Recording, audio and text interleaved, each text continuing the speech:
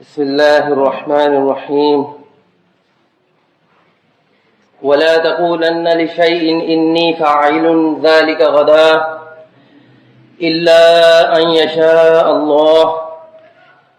واذكر ربك إذا نسيت وقل عسى أن يهدين ربي لأقرب من هذا رشدا۔ محترم سامعین، آپ کے سامنے سورہ کہف کی 23 نمبر اور 24 نمبر آیت تلاوت کی ہے۔ یہودیوں نے نبی صلی اللہ علیہ وسلم سے 3 سوالات، یعنی ایک روح کے بارے میں، ایک ذوالقرنین کے بارے میں اور اصحاب کہف یعنی غار والوں کے بارے میں سوالات کیے۔ تو نبی صلی اللہ علیہ وسلم نے کہا کہ کل میں اس کا جواب دے دوں گا، کیونکہ وحی کا سلسلہ جاری تھا، لیکن اس کے بعد قریباً 15 دن تک وحی کا سلسلہ جو ہے منقطع رہا، اور پھر یہ آیات اللہ تعالیٰ نے نازل فرمائیں اور فرمایا کہ کسی کام کی نسبت یہ نہ کہہ دیا کرو کہ میں کل اسے کر دوں گا، مگر یہ کہ اللہ چاہے، یعنی انشاءاللہ، اگر اللہ چاہتا ہے تو پھر میں یہ کام کر دوں گا۔ اور فرمایا کہ وَاذْكُرْ رَبَّكَ إِذَا نَسِيتَ، اور جب تم کبھی بھول جاؤ کسی کام کا عہد کرو اور انشاءاللہ نہ کہو، اللہ کا ذکر نہ کرو اور بھول جاؤ تو یاد آنے پر انشاءاللہ کہہ دیا کرو وَقُلْ عَسَىٰ يَهْدِيَنِ رَبِّي لِأَقْرَبَ مِنْ هَٰذَا رَشَدًا۔ امید ہے، نبی صلی اللہ علیہ وسلم سے کہا گیا کہ کہو کہ امید ہے کہ میرا رب اس سے بھی بہتر باتیں وہ مجھے سکھائے گا، اس سے بہتر ہدایت کی باتیں بتائے گا۔ انشاءاللہ کا یہ موضوع، یعنی یہ جو صفت اللہ کی ہے کہ اللہ جو چاہے کر سکتا ہے، یہ اصل میں اللہ کی وحدانیت کا، اللہ کی توحید کا، کہ اللہ یکتا ہے، یگانہ ہے، نقطہ عروج ہے۔ کیوں کہ وہ اکیلا ہے، واحد ہے۔ جب اس نے کائنات کو بنایا تو بلا شرکت و غیرے بنایا، کسی کو اس نے مدد کے لیے نہیں بلایا، اور پھر مخلوقات بنائیں، ان میں بھی کسی کو شرکت کے لیے نہیں بلایا، کسی کی مدد اس میں نہیں لی، بلکہ وہ غالب ہے، عزیز ہے، وہ حکیم ہے، فیصلہ کرنے والا ہے، بادشاہ ہے اس پوری کائنات کا، بے نیاز ہے مخلوقات سے، بے پرواہ ہے کسی کی عبادت سے۔ یہ وہ صفت کہ وہ اکیلا ہے، اس بنا پر وہ جو چاہے کر سکتا ہے، یعنی وہ ذات کے لحاظ سے، اختیارات کے لحاظ سے، علم کے لحاظ سے اور اپنی تمام تر صفات کے لحاظ سے یکتا و یگانہ ہے۔ دنیا میں اگر کوئی کام کرنا ہو کسی انسان کو، تو ایک انسان جو ہوتا ہے اس کا علم ناقص ہوتا ہے، مکمل نہیں ہوتا، اسے مشورے کی ضرورت ہوتی ہے، اور اگر تھوڑی دیر کے لیے یہ فرض بھی کر لیا جائے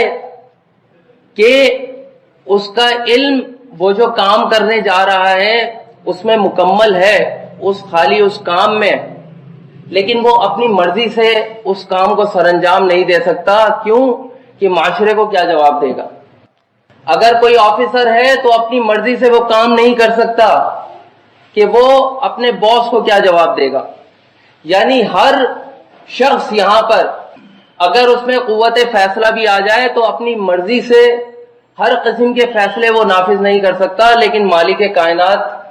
یکتا و یگانہ ہے اپنی تمام تر صفات کے ساتھ، اس لیے وہ یہ کام کر سکتا ہے۔ اس بات کو مالک کائنات نے سورہ حج میں اس طرح فرمایا کہ ان اللہ یفعل ما یشاء، بے شک اللہ جو کرنا چاہتا ہے وہ کرتا ہے، ویفعل اللہ ما یشاء، اور وہ کر سکتا ہے جو چاہتا ہے۔ سورہ تکویر میں مالک کائنات نے فرمایا کہ وما تشاءون الا ان یشاء اللہ، یعنی انسانوں سے مخاطب ہو کر یہ کہا کہ تم اے انسانوں کچھ بھی نہیں چاہ سکتے مگر یہ کہ رب العالمین جو چاہے، جو عالمین کا رب ہے، جو جہانوں کا پروردگار ہے، وہ جب تک نہیں چاہے گا تو کوئی کام تم سب مل بھی جاؤ اور اس کام کو سر انجام دینا چاہو، اس کام کو کرنا چاہو تو وہ نہیں کر سکتے۔ اسی طرح سورہ دہر میں اس بات کو دہرایا مزید تاکید کے ساتھ کہ وما تشاءون الا ان یشاء اللہ ان اللہ کان علیما حکیما، اور تم کچھ بھی نہیں چاہ سکتے مگر جو اللہ کو منظور ہو، بے شک اللہ جاننے والا اور حکمت یعنی حکیم ہے، حکمت والا ہے، یعنی وہ اپنے علم کے لحاظ سے بھی کامل ہے اور تمام دانا دانشور جو پیدا کیے ہیں ان کا بنانے والا ہے۔ تو اس کی جو دانائی ہے وہ لفظوں میں نہیں بیان کی جا سکتی۔ یعنی اگر کسی نے ہدایت پانی ہے، ایمان لے کر آنا ہے، تو اس کے لیے بھی مالک کائنات نے یہی شرط رکھی کہ جب تک اس کا مالک راضی نہ ہوگا اس سے،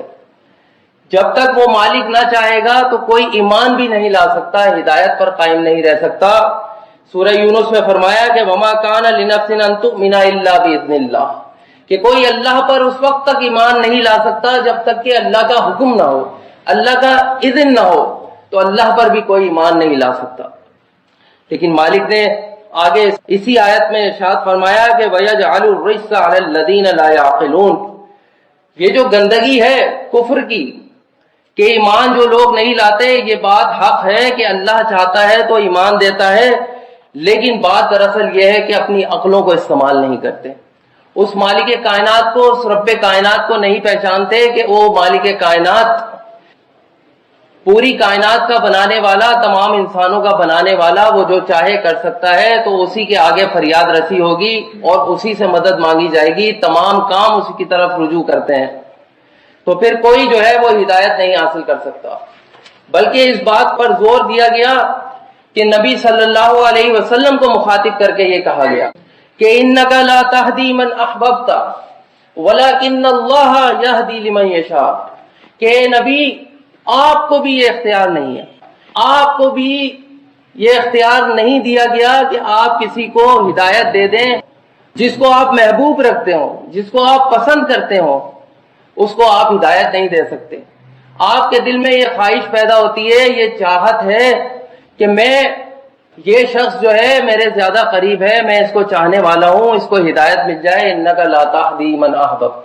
وَلَكِنَّ اللَّهَ يَهْدِي لِمَنْ يَشَاءُ، کیوں؟ بات وہی ہے، وَهُوَ عَالَمُ بِالْمُهْتَدِينَ، کہ وہ زیادہ بہتر جاننے والا ہے، عالم ہے، عالموں کا عالم ہے، جاننے والا، بالمحتدین، کہ کس کو ہدایت اس نے دینی ہے، کس کو وہ اپنی طرف سے یہ رحمت بخشے گا، یہ نعمت بخشے گا کہ وہ اللہ پر ایمان لائے۔ اسی تفسیر میں جو یہ آیت نازل ہوئی ہے، بخاری لے کر آئے ہیں کہ یہ ابو طالب کے لیے، جو چچا تھے نبی صلی اللہ علیہ وسلم کے، یعنی بستر مرگ ہے، ابو جہل بیٹھا ہے، عبداللہ بن امیہ بھی بیٹھا ہے، نبی صلی اللہ علیہ وسلم آتے ہیں۔ آپ کو یہ پتا ہے کہ ابو طالب نے کتنا ساتھ دیا دین اسلام کو پھیلانے کے لیے، کسی کی جرت نہ تھی کہ نبی صلی اللہ علیہ وسلم کی طرف آنکھ اٹھا کر دیکھتا جب تک وہ زندہ تھے، بڑا ساتھ دیا۔ نبی صلی اللہ علیہ وسلم کی بھی محبت اسی طرح تھی، وہی چاہت تھی ابو طالب کے لیے، چاہتے تھے ایمان لے آئے۔ بستر مرگ پر ہیں، بیٹھے ہیں، ابو جہل بھی بیٹھا ہے، عبداللہ بن امیہ بھی بیٹھا ہے۔ نبی صلی اللہ علیہ وسلم کہتے ہیں کہ چچا میرے کان میں کلمہ پڑھ دیجئے، قیامت والے دن حجت میں پیش کروں گا اللہ کے سامنے۔ تو ابو جہل اور عبداللہ بن امیہ کہتے ہیں کہ کیا تم عبد المطلب کا دین چھوڑ دو گے، اپنے باپ دادا کا دین چھوڑ دو گے؟ تو آخری کلمہ یعنی یہی کہا کہ انہوں نے لا الہ الا اللہ نہیں کہا نبی صلی اللہ علیہ وسلم۔ اور ایک روایت میں یہ آتا ہے کہ ابو طالب نے کہا کہ اے بھتیجے، اگر یہ قریش کی عورتیں یا قریش والے مجھے یہ تانا نہ دیتے کہ ابو طالب نے موت کے ڈر سے اپنا دین، اپنا مذہب چھوڑ دیا ہے، تبدیل کر لیا ہے، تو میری آنکھیں ٹھنڈی کر دیتا۔ یعنی ابو طالب کی انابت جو تھی، ابو طالب کی محبت جو تھی، ابو طالب کی نسبت جو تھی، وہ صرف اپنے بھتیجے ہونے کے ناطے محمد صلی اللہ علیہ وسلم سے تھی، اللہ کی خاطر نہیں تھی۔ اس لیے وَهُوَ عَالَمُ بِالْمُهْتَدِينَ، کہ وہ بہتر جانتا ہے کہ کس کو ہدایت دینی، وہ دلوں کے حال سے واقف ہے۔ اگر وہ انابت کر جاتے اللہ کی طرف اور اللہ کی خاطر محبت کرتے نبی صلی اللہ علیہ وسلم سے تو انشاءاللہ ایمان کی دولت سے اللہ نوازتا۔ اس بات کو اللہ تعالیٰ نے فرمایا کہ لیس علیک ھداھم،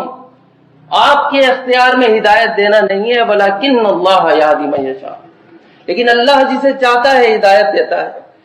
اور پھر سورہ رعد میں فرمایا کہ معاملہ اصل میں وہی ہے کہ قل ان اللہ یضل من یشاء، اللہ جس کو چاہتا ہے گمراہ کرتا ہے، جس کو چاہے گا گمراہ کرے گا۔ ابو طالب چچا ہونے کے ناطے ایک نبی کے پاس جو دلائل ہوتے ہیں، معجزات ہوتے ہیں، دن بدن اسلام پروان چڑھ رہا ہے، اپنی آنکھوں کے سامنے یہ ساری چیزیں دیکھ رہے ہیں، لیکن انابت نہ تھی اللہ کی طرف تو ایمان نہ دیا۔ نوح علیہ السلام 950 سال تبلیغ کرتے رہے ہیں، بیٹا بھی ساتھ ہے، بیٹے کو ایمان نہ ملا۔ لوط علیہ السلام کی بیوی کو ایمان نہ ملا۔ جن لوگوں کی رشتہ داریاں قرابت داریاں تھیں اور وہ جڑے ہوئے تھے، چاہے نبی ہو چاہے ولی ہو، جس کسی کے ساتھ بھی اگر قرابت داری اور رشتہ داری کی وجہ سے انسیت ہے، محبت ہے، اللہ کی خاطر نہیں، تو رشتہ داری ہونا بھی نبی کے ساتھ وہ ہدایت کا سبب نہیں بن سکتا۔ فرمایا کہ وَيَهْدِي إِلَيْهِ مَنْ أَنَابَ، کہ ہدایت اس کو ملے گی جو اناب منیب ہوگا اللہ کی طرف۔ اس بات پہ فخر نہ ہو کہ نبی کا بیٹا، نبی کا چچا یا نبی کی بیوی ہونے پہ فخر نہ ہو، بلکہ فخر ہو کہ اللہ کو پہچانے، اللہ کو مانے، وہ جو بات نبی کہہ رہا ہے، چاہے بیٹا ہو چچا ہو بیوی ہو، اللہ کی خاطر اس کو مانے، اللہ کی طرف رجوع لے کر آئے، تو پھر ہدایت ہوگی۔ یعنی اللہ ہی ہدایت دینے والا ہے، یہدی من یشاء الی صراط مستقیم، وہ جسے چاہتا ہے ہدایت دیتا ہے۔ ابو جہل کا بیٹا اکرمہ رضی اللہ عنہ ابو جہل کے بیٹے تھے، اللہ نے ایمان دی۔ فرعون کی بیوی آسیہ، ان کو اللہ نے ایمان کی دولت سے نوازا۔ دیکھیں کہاں پہ پل رہے ہیں، کہاں پہ بڑھ رہے ہیں، یعنی دونوں مخالفت میں شدید تر اللہ کے باغی اور دونوں کے نزدیک ترین قرابت داروں کو اللہ نے ہدایت دی اور نبی کے قرابت داروں کو ہدایت نہ دی۔ یہدی من یشاء الی صراط مستقیم،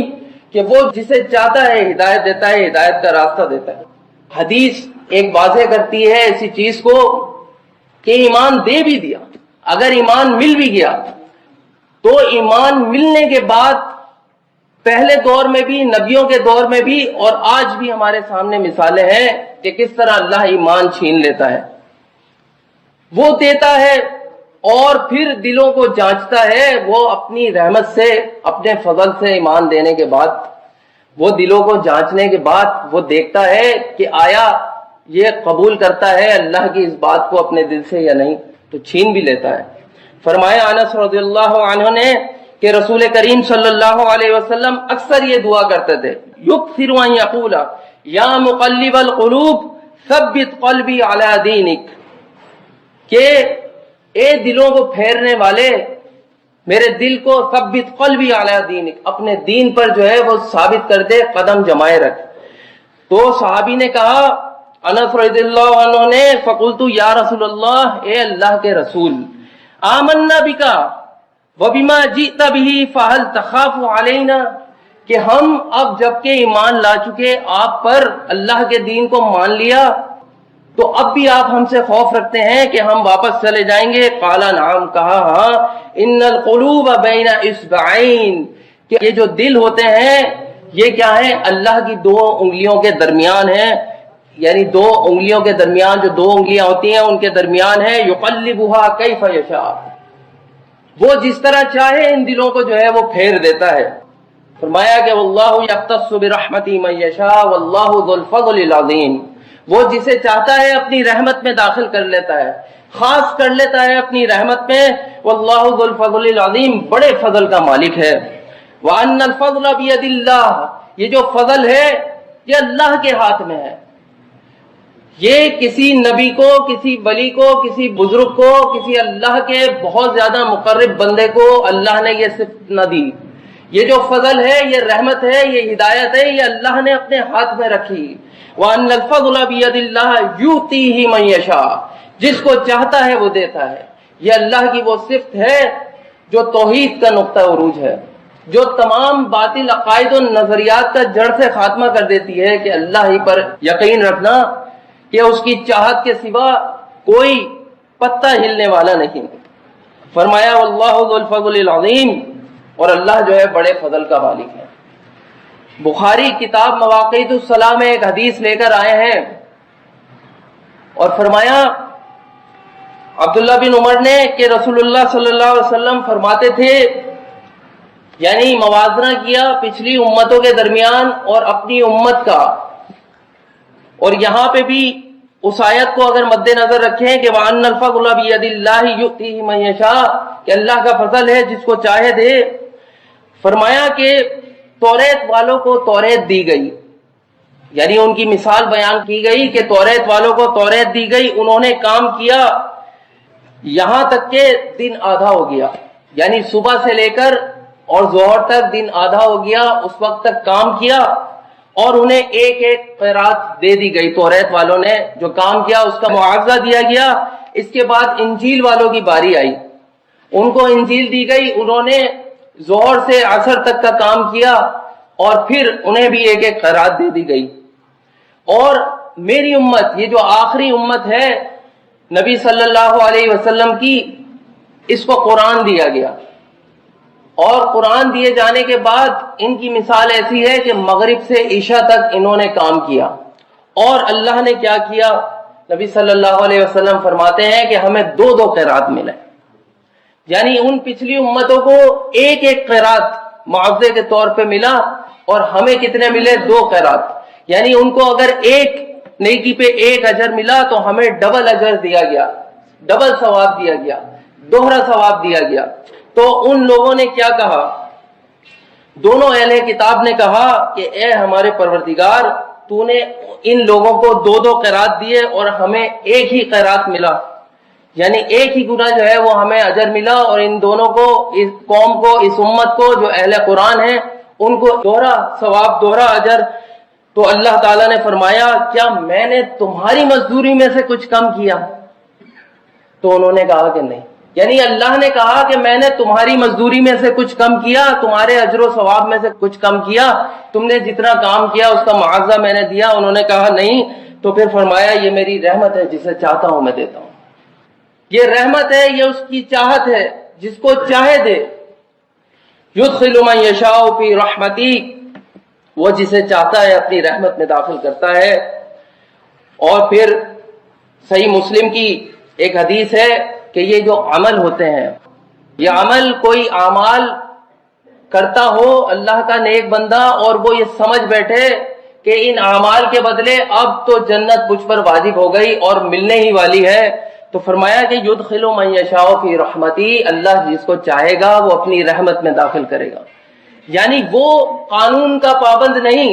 ہمارے لیے کیا قانون ہے کہ جو قوانین اس نے بنائے ہیں، جو اصول وضع کیے ہیں، نیک اعمال کے، برے اعمال کے، نیک اعمال ہیں وہ کرنے ہیں، برے اعمال ہیں ان سے بچنا ہے، تقوی کی روش اختیار کرنی ہے، یہ انسانوں کو سکھایا گیا اس کتاب کے ذریعے، نبی صلی اللہ علیہ وسلم کے ذریعے۔ لیکن وہ جو چاہے گا وہ کرے گا۔ فرمایا کوئی یہ نہ سمجھ لے کہ اب میں نے نمازیں پڑھنا شروع کر دی ہیں، میں برائیوں سے علیحدہ ہو گیا ہوں،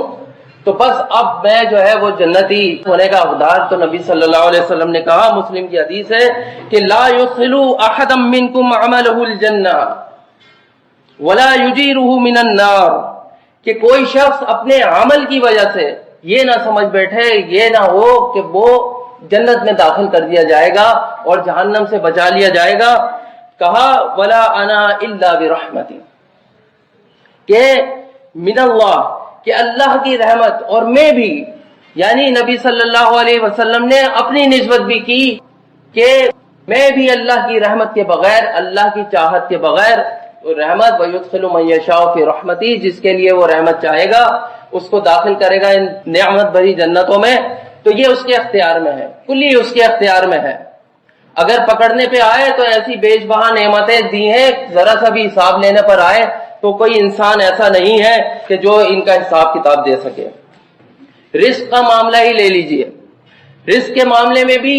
اللہ تعالیٰ نے فرمایا کہ اللہ یبسط الرزق لمن یشاء ویقدر، کہ یہ رزق کا جو معاملہ ہے، رزق دینے کا معاملہ ہے، اس کی فراغی کا معاملہ ہے، کسی کو امیر بنانے کا معاملہ ہے، کسی کو غریب بنانے کا معاملہ ہے، تو یہ اللہ نے کہا کہ میں جس کے لیے چاہتا ہوں رزق فراغ کر دیتا ہوں، ویقدر، اور جس کے لیے چاہتا ہوں اس کے لیے میں تنگ کر دیتا ہوں۔ اب کوئی نمازی ہو، پرہیزگار ہو، اللہ کا اکیلا ماننے والا ہو، اور وہ چاہے کہ دولت کے انبار میرے لیے لگ جائیں، تو ایسا معاملہ نہیں۔ کیوں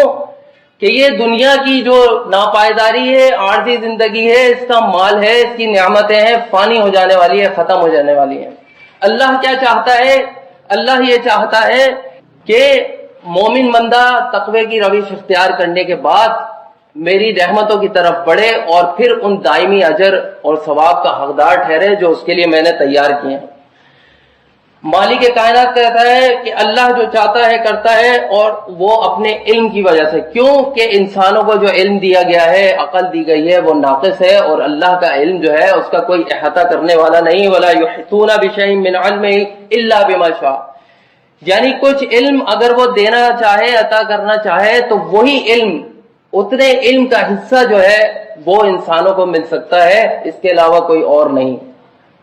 جیسے موسیٰ اور خضر کے واقعے میں علیہ السلام کہ ایک دریا پر چڑیا نے ٹھونگے مار کے پانی پیا، تو خضر علیہ السلام نے کہا کہ یہ اتنا علم جو ہے وہ ہمارے پاس ہے اللہ تعالیٰ کے علم سے، یعنی کوئی علم کی کمی اس کے علم میں نہیں آتی۔ اگر جتنا بھی ملا لیا جائے اس پوری کائنات میں جو انسان ہے، ان کے علم اگر ملا لیا جائے تو وہ قطرہ جو چڑیا جو ہے وہ اپنی چونچ پہ بھر کے لے کے گئی ہے، اس کے برابر بھی علم نہیں ہو سکتا۔ اس لیے وہ اپنے علم کی مناسبت سے جس کو چاہتا ہے اپنی رحمت میں داخل کر لیتا ہے۔ اور اس کی علم کی یہ بات ہے کہ وما تسقط من ورقۃ الا يعلمها ولا حبۃ في ظلمات الارض ولا رطب ولا یابس الا في کتاب مبین، کہ کوئی پتا بھی نہیں گر سکتا اس کے حکم کے بغیر۔ جتنے بھی اندھیرے ہیں، جتنی بھی زمین میں اندھیرے ہیں، ان میں کوئی دانہ نہیں، کوئی تری نہیں، کوئی خشکی نہیں کہ جو کتاب مبین میں نہ لکھی ہو، جو اس کے علم میں نہ ہو۔ پھر اسی طرح فرمایا کہ نیکی اور گناہ کرنے والے انسان کی جو بخشش ہے وہ بھی اللہ نے اپنے اختیار میں رکھی ہے، یعنی وہ جس کے لیے چاہے گا فَيَغْفِرُ لِمَن يَشَاءُ وَيُعَذِّبُ مَن يَشَاءُ، کہ جس کے لیے چاہے گا گناہ معاف کرے گا، جس کے لیے چاہے گا عذاب دے گا۔ يُعَذِّبُ مَن يَشَاءُ وَيَرْحَمُ مَن يَشَاءُ، جس کو عذاب دے، جس کو یعنی رحم کرے جس کے لیے۔ وَإِلَيْهِ تُقْلَبُونَ، بات یہ ہے کہ تم سب کو اللہ کی طرف لوٹ کر جانا ہے۔ یعنی رحمت، مغفرت اور عذاب، یہ تمام چیزیں اللہ نے کسی کے اختیار میں نہیں دی، یہ صفات اللہ نے اپنے ہاتھ میں رکھی ہیں، اور کل قیامت والے دن پورا بدلہ جو ہے وہ اللہ تعالیٰ اس کا دے گا۔ فرماتا ہے لیس بظلام للعبید، اللہ جو ہے اپنے بندوں پہ، اپنے بنانے والے بندوں پہ ذرا سا بھی ظلم کرنا نہیں چاہتا۔ اس کے متعلق ایک حدیث ابو داؤد میں بھی آئی ہے، مسند احمد میں بھی آئی ہے، ابن ماجہ میں بھی، کہ زید بن ثابت رضی اللہ عنہ کہتے ہیں کہ رسول اللہ صلی اللہ علیہ وسلم نے فرمایا کہ اگر اللہ تعالیٰ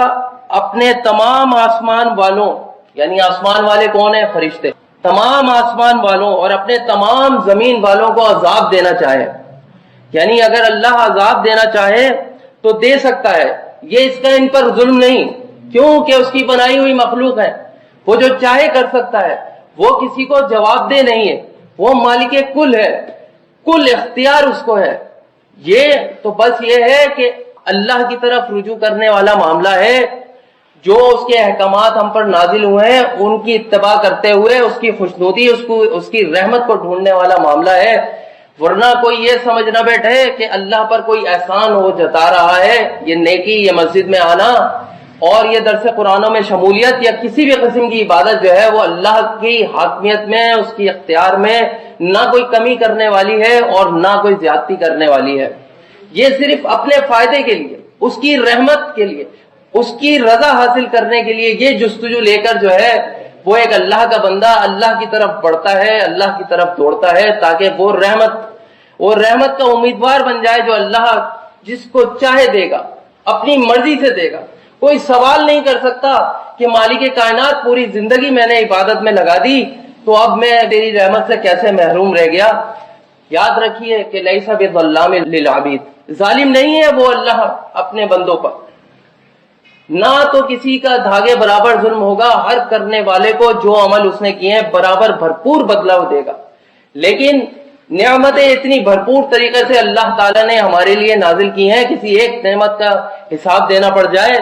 تو پھر انسان جو ہے اس حساب سے قاصر ہو جائے گا۔ فرمایا واللہ یؤید بنصرہ من یشاء، مدد جو ہے اللہ کی استعانت وہ اللہ نے اپنے ہاتھ میں رکھی، اور وہ جس کو چاہے مدد دے سکتا ہے، جس کسی ذریعے سے مدد دے سکتا ہے۔ بنصر اللہ ینصر من یشاء، کہ اللہ کی جو مدد ہے ینصر من یشاء، جس کو وہ چاہتا دیتا ہے، کیونکہ وہ العزیز الرحیم، وہ غالب ہے،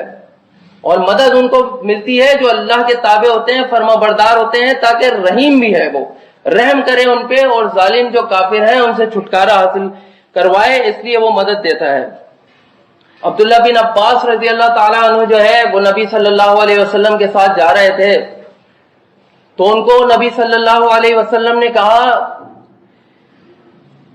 کہ وَإِذِ سَأَلْتَ فَاسْأَلِ اللَّهَ وَإِذِ اسْتَعَنْتَ فَاسْتَعِنْ بِاللَّهِ، کہ جب بھی تو سوال کرے اللہ سے سوال کر، اور جب بھی مدد مانگ تو اللہ سے ہی مدد مانگ۔ یہ نصیحت عباس رضی اللہ تعالیٰ عنہ کو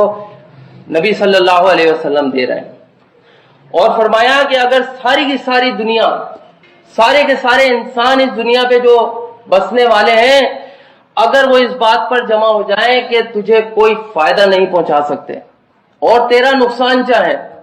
کوئی فائدہ نہ دینا چاہیں، لیکن وہ فائدہ تجھے ضرور مل کے رہے گا جو اللہ چاہے گا، جو اللہ نے لکھ دیا ہوگا، اور اسی طرح وہ فائدہ پہنچانا چاہیں، سارے کے سارے انسان مل کر تجھے فائدہ پہنچانا چاہیں، لیکن جو نقصان اللہ نے لکھ دیا، جو نقصان اللہ چاہ رہا ہے، وہ سارے کے سارے انسان مل کر جو ہے وہ ٹال نہیں سکتے۔ وَإِن يَمْسَسْكَ اللَّهُ بِضُرٍّ فَلَا كَاشِفَ لَهُ إِلَّا هُوَ، کہ اگر کوئی اللہ تکلیف، کوئی نقصان پہنچانا چاہے تو کوئی کاشف نہیں ہو سکتا، کوئی بچانے والا نہیں ہو سکتا۔ وَإِن يُرِدْكَ بِخَيْرٍ فَلَا رَادَّ لِفَضْلِهِ، کہ اگر کوئی فضل اللہ نازل کرنا چاہے، تم کو دینا چاہے، تو مجال نہیں کہ کوئی اس کے فضل کو تم سے ہٹا سکے، وہ جس پہ چاہتا ہے فضل کرتا ہے۔ یصیب بہ من یشاء من عبادی، اپنے بندوں میں سے جس کو چاہتا ہے وہ اپنے فضل سے نوازتا ہے۔ وہو الغفور الرحیم، اور وہ غفور ہے اور رحیم ہے، رحم کرنے والا ہے، بخشنے والا ہے۔ اسی طرح زمین کی بادشاہت کا معاملہ ہے، یہاں کی عزت و ذلت کا معاملہ ہے، یہ تمام کے تمام معاملات بھی اللہ تعالیٰ نے اپنے ہی اختیار میں رکھے، اپنی ہی چاہت، اپنی ہی منشا پر رکھے۔ فرمایا تؤتی الملک من تشاء وتنزع الملک ممن تشاء وتعز من تشاء وتذل من تشاء بیدک الخیر انک علی کل شیء قدیر، کہ جس کو چاہتا ہے وہ بادشاہت دیتا ہے، جس کو چاہتا ہے عزت دیتا ہے، جس کو چاہتا ہے ذلیل کرتا ہے۔ ساری کی ساری خیر جو ہے، جو بھلائی ہے، وہ اللہ رب العزت کے ہاتھ میں ہے۔ انک علی کل شیء قدیر، وہ ہر چیز پر قادر ہے، وہ جو چاہے کر سکتا ہے۔ اور نبی صلی اللہ علیہ وسلم کو متنبہ کیا گیا کہ فضل یہ نہیں، یہ جو آج تم دیکھ رہے ہو کہ جو کافر ہیں، اللہ کو نہ ماننے والے ہیں، اور وہ دنیا میں مست ہیں، مگن ہیں، ان کی رنگینیوں میں کھوئے ہوئے ہیں، اور جو چاہے اس دنیا میں کرتے پھرتے ہیں، یہ فضل نہیں۔ مالک فرماتا ہے کہ لا یغرنک تقلب الذین کفروا فی البلاد، دیکھو ان کافروں کا تمہیں شہروں میں چلنا پھرنا یہ تمہیں دھوکے میں نہ ڈال دے۔ متاع قلیل ثم ماواہم جہنم وبئس المہاد، کہ یہ تو بہت تھوڑا قلیل سامان جو ہم نے ان کو دیا ہے تاکہ یہ اپنی روش میں بہکتے رہیں، اسی مال کی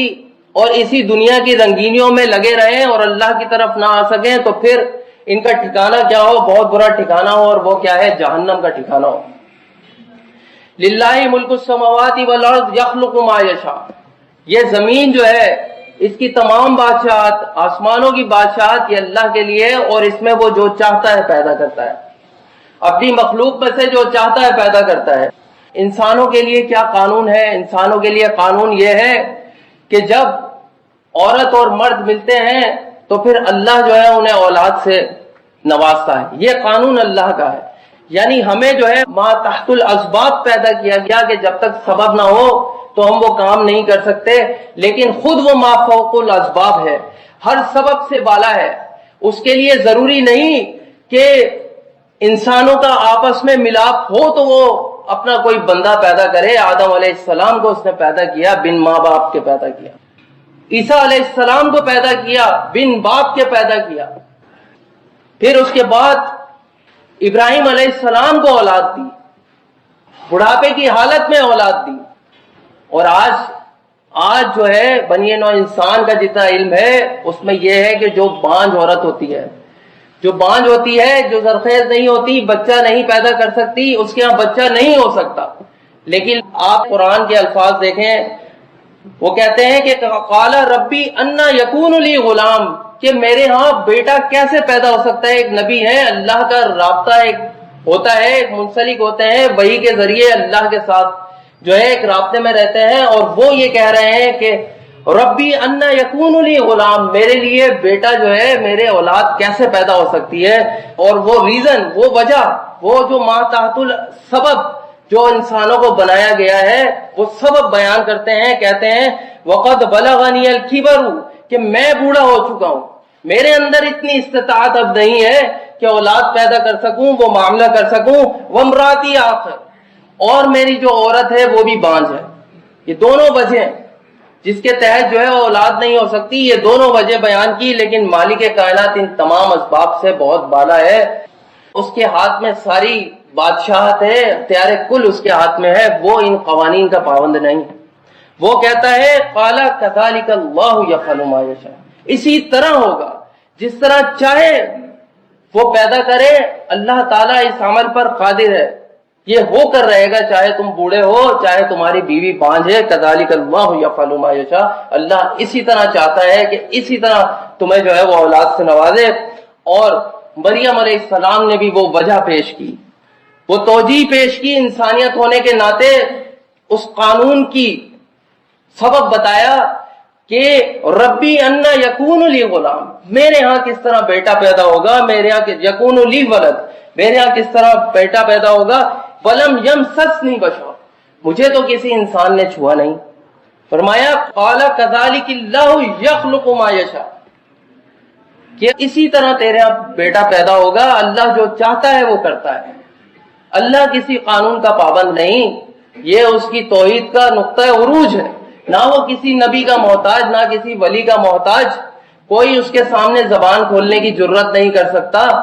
نبی اور ولی سب ترستے تھے کہ اس کی رحمت، اس کی چاہت کس طرح حاصل ہو جائے. تو ایک عام انسان کا کیا کہنا. مالک فرماتا ہے معاملہ اصل میں یہ اذا قضا امرن، کہ جب وہ کوئی فیصلہ کرنا چاہے، کوئی حکم صادر کرنا چاہے،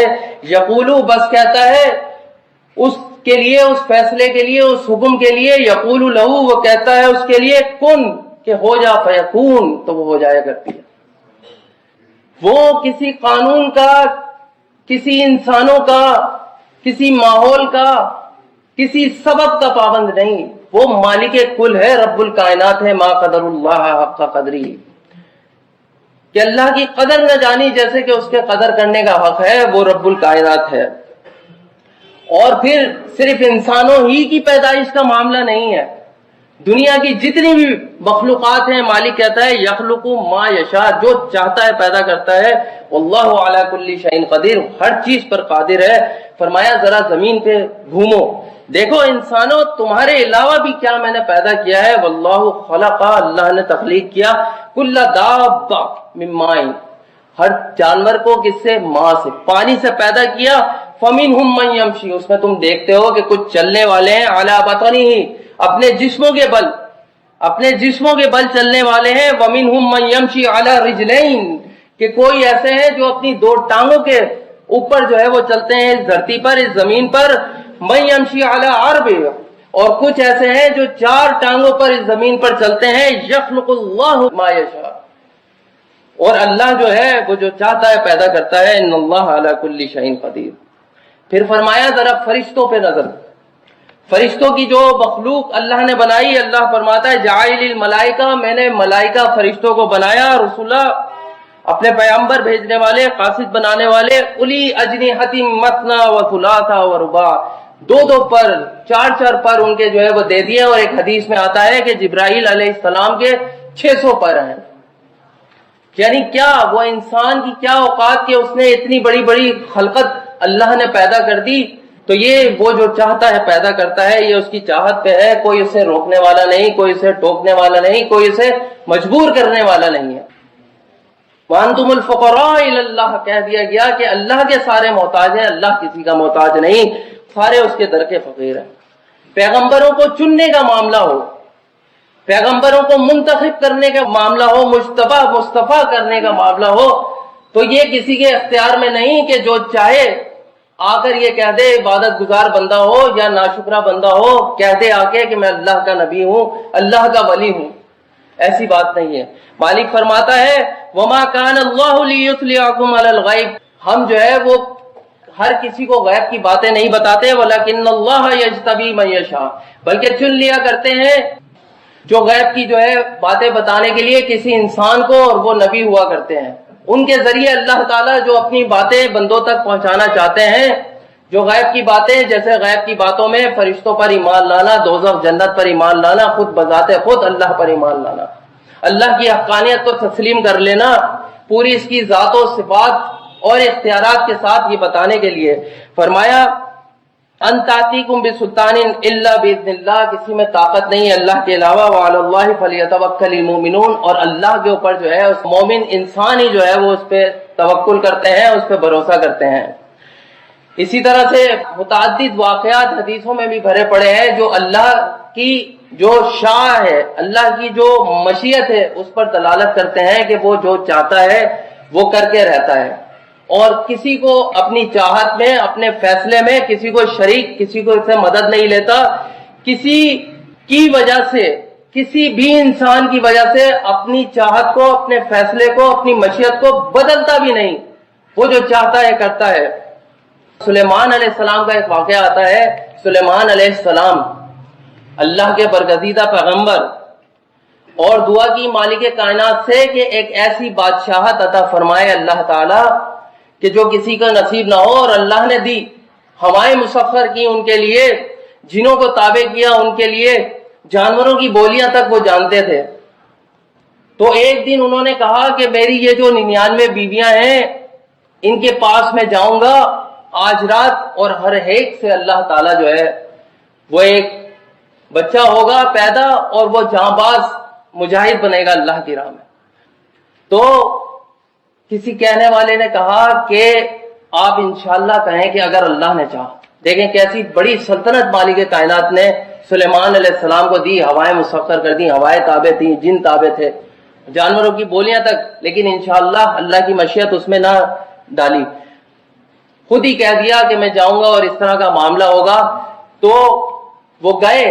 اور کسی کے ہاں بھی بچہ پیدا نہ ہوا، صرف ایک عورت کے، وہ بھی آدھا بچہ پیدا ہوا، یعنی پورا نہ ہوا۔ تو نبی صلی اللہ علیہ وسلم کہتے ہیں کہ اس ذات کی قسم جس کے ہاتھ میں میری جان ہے، اگر وہ انشاءاللہ کہہ دیتے تو جو وہ چاہ رہے تھے وہی اللہ جو ہے وہ کرتا۔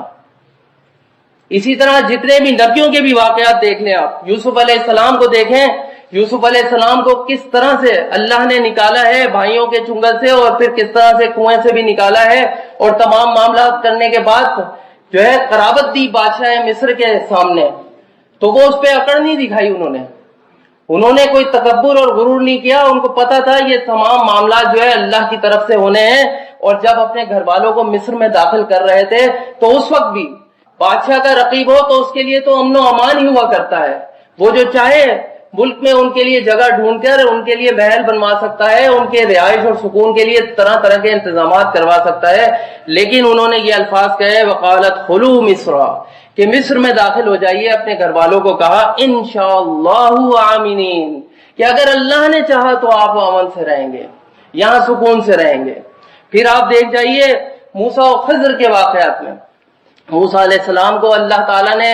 ایک تربیت سے گزارا، فرعون کے گھر میں ان کی پرورش کروائی، اور پھر واقعات سے گزارنے کے بعد کہا کہ موسیٰ اب تم ہمارے پورے اندازے پر آ چکے ہو، ہم نے برگزیدہ کیا ہے، تمہیں پیغمبر چنا، اللہ نے پیغمبر چنا، تربیت اللہ کی جو ہے ان کے ہاتھ ہوئی۔ اور پھر اس کے بعد جب یہ معاملہ ہوتا ہے موسیٰ اور خضر کا، تو یہ نہیں کہتے کہ بس اللہ نے مجھے صابر بنا دیا ہے، شاکر بنا دیا ہے، اب میں کسی کے بہکاوے میں نہیں آ سکتا۔ تو فرمایا جب خضر نے کہا کہ تم صبر نہیں کر سکتے ان باتوں کا جن کو تمہارے پاس علم نہیں ہے، تو انہوں نے پھر یہی کہا، کیا کہا کہ قالا ستجدنی انشاءاللہ صابرا، کہ تم مجھے جو ہے وہ صبر کرنے والوں میں پاؤ گے۔ انشاءاللہ انہوں نے کہا کہ اگر اللہ نے چاہا، لیکن آپ دیکھیں مشیت الہی، وہ صبر نہ کر سکے۔ نبی ہونے کے بعد ایک اندازے پہ اللہ لے کر آیا ان کو، ان کی تربیت کی، ان کو اپنی آنکھوں کے سامنے پروان چڑھایا، لیکن اس کے باوجود اللہ نے نہیں چاہا کہ وہ صابر رہیں خضر علیہ السلام کے معاملے میں، تو وہ نہیں رہ سکے۔ اسی طرح سے ابراہیم علیہ السلام کتنے برگزیدہ پیغمبر ہیں، یعنی ان کی اتباع کرنے کو نبی صلی اللہ علیہ وسلم کو حکم دیا گیا۔ کتنی ہی قرآنی آیات جو ہے ان کی تعریف میں ہے، ان کی برگزیدگی کے بارے میں ہے۔ جب اپنے بیٹے کو ذبح کرنے کا معاملہ آتا ہے تو بیٹا جو نبی کا بیٹا ہے وہ یہ نہیں کہتا کہ باپ کی صفات ہیں میں تو صابر رہوں گا اور سب کچھ ہوگا، بلکہ وہاں بھی انہوں نے یہی اسماعیل علیہ السلام نے جو ہے وہ الفاظ استعمال کیے، ستجدنی انشاءاللہ من الصابرین، اگر اللہ نے چاہا تو مجھے جو ہے وہ صابروں میں سے پائیں گے آپ۔ اور یہی بات یوسف علیہ السلام کے معاملے میں ہے کہ اللہ کہتا ہے کہ کوئی اپنے آپ کو پاک باز نہ سمجھے، کہ کوئی یہ سمجھے کہ میں بہت زیادہ جو ہے پاکیزہ ہو گیا ہوں اور میں تقوی کی روش پر ہوں، میں اللہ کی عبادت کرنے والا ہوں، تو کوئی برا خیال میرے ذہن میں نہ آئے گا، میرے دل میں نہ آئے گا۔